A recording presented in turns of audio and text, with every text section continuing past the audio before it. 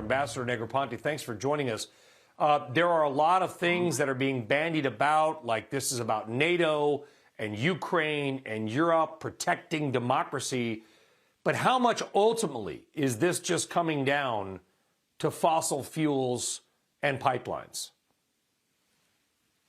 Well, I think it does come down to two things.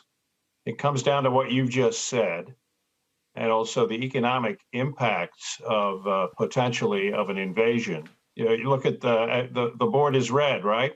Except for energy stocks, and I mean that tells you people are really very apprehensive about what the likely economic impact is going to be if Russia does invade. But the second part is definitely geopolitical. Vladimir Putin wrote an article back in July on the historical unity of Russia and Ukraine. And he has that interpretation of history and of geopolitics. He's been totally open about it. And he does not want to see a Ukraine that in one way or another aligns itself with the West. I think that's the bottom line for him politically. And probably from a psychological point of view, more important to him. What's odd, though, Ambassador, is that Volodymyr Zelensky, the president of Ukraine, does not seem that concerned. He went so far as to invite President Biden to visit Kyiv, saying it could maybe help, stabilize the situation. There seems to be, maybe it's a media disconnect, and if it is, please feel free to say that, between what we're hearing from Ukraine and Kyiv and Washington, D.C. Well, I mean, I think Washington is playing a role of, laying bare all the intelligence that we're getting and telling people what we see and warning not only the Ukraine itself, but but also American citizens there and so forth. So I think we're playing that kind of a role, and also telling Russia what the consequences would be if it invades. Mr. Zelensky has got to keep a lid on things in his own country, keep up morale, maintain a will to resist. I mean, one of the questions obviously is what's going to happen if there is an invasion?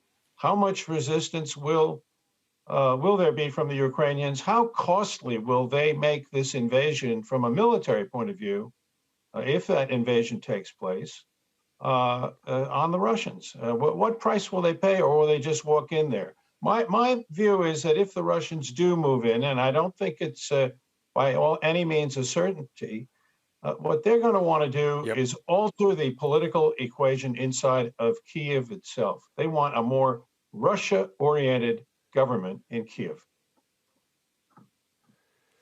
There was a tweet put out by Sergei Lavrov, perhaps the most listened to Russian diplomat out there over the weekend. And there are some that are reading into this and suggesting that this was kind of an olive branch to the West. And here's what he said, and you'll forgive me for looking down and reading it. This was tweeted out yesterday from the Russian embassy's UK Twitter feed.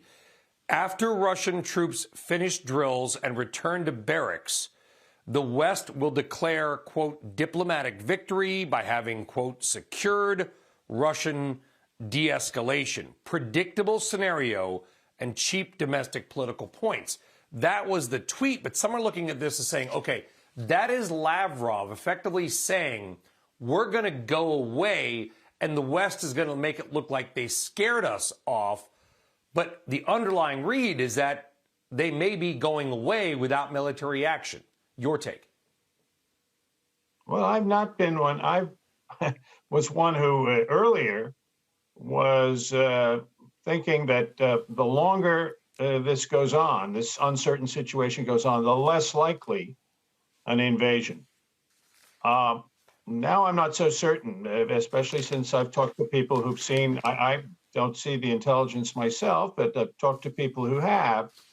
And the buildup is pretty credible. There's a very interesting chart in the New York Times today about the way Russian troops are poised around Ukraine's borders. And it looks like, to me, it's all going to point towards Kyiv.